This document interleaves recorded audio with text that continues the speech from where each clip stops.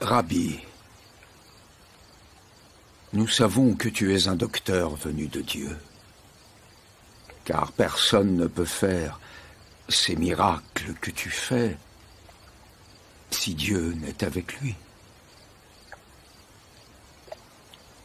En vérité, je te le dis, si un homme ne naît de nouveau, il ne peut voir le royaume de Dieu. Comment un homme peut-il naître quand il est vieux? Peut-il entrer une deuxième fois dans le sein de sa mère et naître?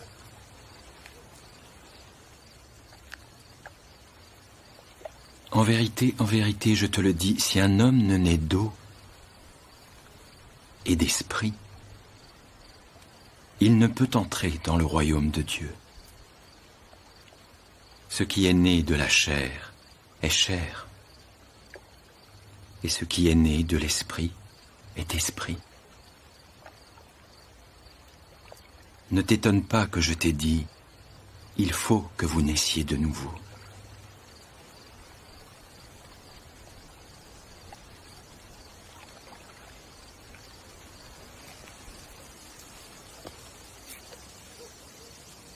Le vent souffle où il veut, et tu en entends le bruit, mais tu ne sais d'où il vient, ni où il va.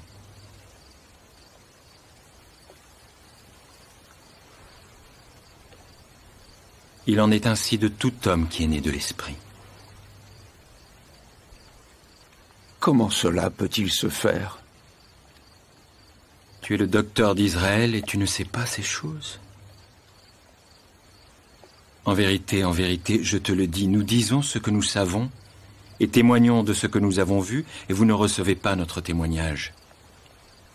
Si vous ne croyez pas quand je vous ai parlé des choses terrestres, comment croirez-vous quand je vous parlerai des choses célestes?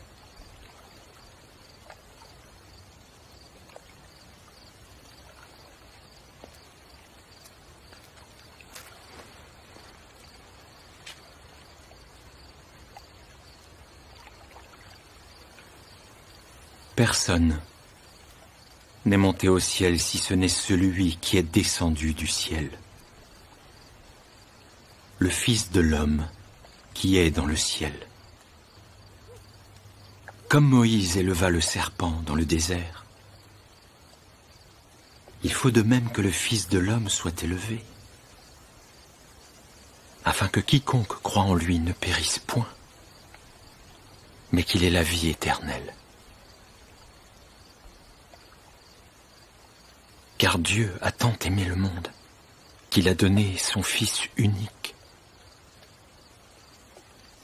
afin que quiconque croit en lui ne périsse point, mais qu'il ait la vie éternelle. Car Dieu n'a pas envoyé son Fils dans le monde pour condamner le monde, mais pour que le monde soit sauvé par lui. Celui qui croit en lui n'est point condamné, mais celui qui ne croit pas en lui est déjà condamné,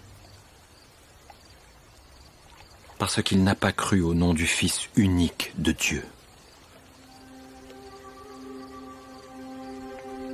Et voici la condamnation. La lumière est venue dans le monde, et les hommes ont aimé les ténèbres car leurs œuvres sont mauvaises. Car quiconque fait le mal est la lumière, et ne vient point à la lumière, de peur que ses œuvres ne soient dévoilées. Celui qui agit selon la vérité vient à la lumière, afin que ses œuvres soient manifestées, parce qu'elles sont faites en Dieu.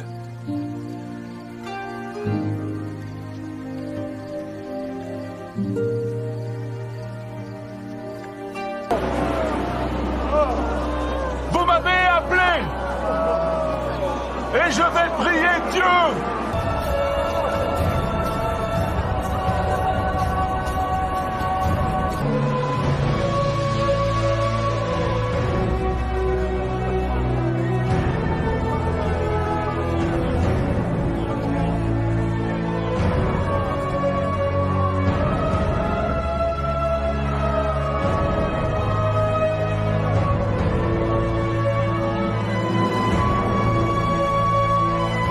afin que quiconque croit en lui ait la vie éternelle.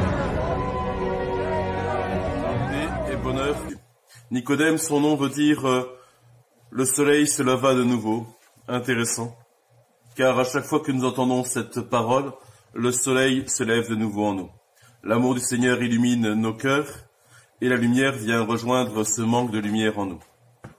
Dieu a tant aimé le monde qu'il a donné son Fils unique. Ainsi tout homme qui croit en lui ne périra pas, mais il obtiendra la vie éternelle. Dieu se sert de l'expérience de l'homme, de cet amour de l'homme pour le ramener à lui. Pour le ramener à lui, il donne son Fils. C'est une expérience, l'expérience du don qui transforme tout amour en don. Et l'amour captatif, qui a été celui du péché, doit devenir oblatif. Irénée de Lyon nous dit que Dieu a modelé l'homme en regardant son Fils unique. Nombre de chrétiens se sont égarés dans une perspective selon laquelle le Christ aurait été immolé, offert en sacrifice pour apaiser la colère de Dieu, pour racheter, et il suffirait de croire pour être sauvé, de croire pour obtenir le salut. Croire sera toujours obéir au Seigneur et tourner notre regard vers lui, adorer le Seigneur et le laisser ainsi transformer notre vie par sa grâce et par la fréquentation de sa vie. Pour racheter, le Seigneur vient ici dire qu'il vient donner sa vie en rançon, qu'il vient donner sa vie. Et c'est surprenant parce que pour les Juifs, le Messie ne devait pas venir donner la vie, mais donner le châtiment aux païens, donner la vengeance. La vengeance de Dieu devait arriver. Et nous découvrons ainsi cet amour de Dieu pour nous. Il avait déjà manifesté cet amour à Monsieur Caïn, le lieu de notre péché. En Genèse 4, au chapitre 6, Dieu dit à Caïn, « Pourquoi es-tu irrité? Pourquoi ton visage est si abattu ?» Et le terme qui est utilisé, c'est « Pourquoi tes yeux sont-ils baissés ?» Certainement, si tu agis bien, tu relèveras les yeux. Et ce qui est nécessaire dans notre manière de regarder la croix du Seigneur pour être sauvé comme le peuple hébreu dans le désert. Notre foi reconnaît dans ce regard porté, dans cette adoration, dans cette confiance, cette humanité qui détourne d'elle-même sa propre vie, qui ne reste pas concentrée sur son manque, mais accueille Dieu. En effet, la ténèbre, c'est le manque de lumière. Et la lumière est bien ce pourquoi nous sommes faits. 5 fois, ici, il est utilisé ce mot foi. Et cette foi est toujours un engagement. Ce sera toujours tourner notre regard confiant vers Dieu.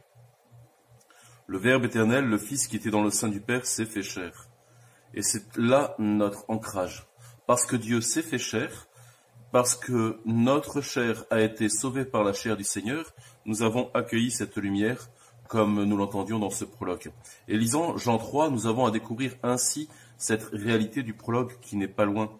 Car ici, tout est présent dans l'incarnation du Dieu vivant. Il ne s'agit pas d'une opposition entre Dieu et l'homme comme nos frères protestants peuvent le faire dans une certaine christologie, et même du côté des catholiques, à savoir combien de pourcents il y aurait de Dieu dans Jésus, combien de pourcents il y aurait d'hommes. Non, il est 100% Dieu et 100% homme, et le salut est déjà là dans l'incarnation. Le Verbe éternel, le Fils était là dans le sein du Père et il s'est fait chair. L'incarnation n'est pas le moment zéro de Jésus, pas le temps zéro de Jésus, il est cet aboutissement de son amour du Père pour nous, de la Trinité Sainte qui vient donner le Fils pour que nous puissions nous donner et rentrer dans ce mouvement d'amour du Père, du Fils, dans l'Esprit Saint.